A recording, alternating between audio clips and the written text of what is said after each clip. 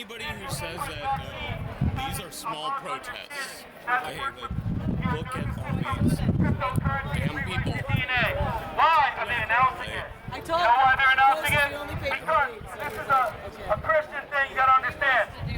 God and Satan, we know that there's a fight in this world, but that there's rules that apply to this.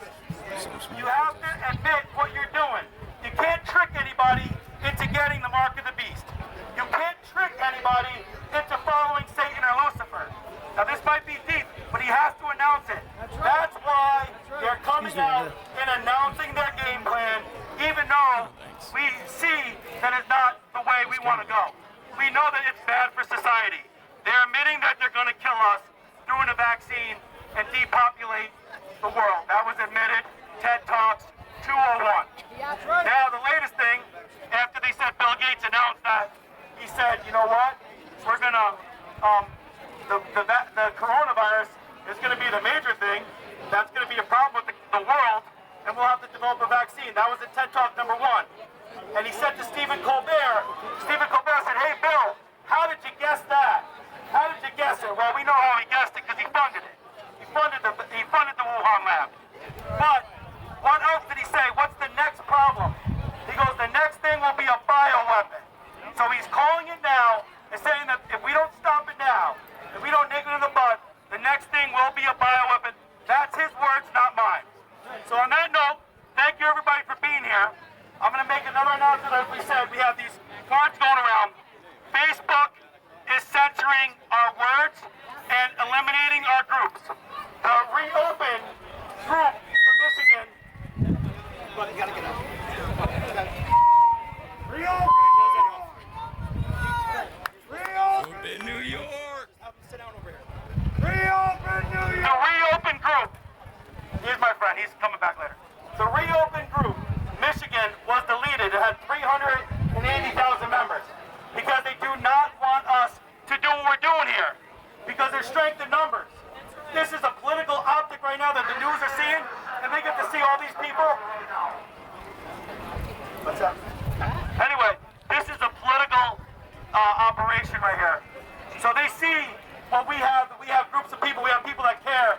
We have activists.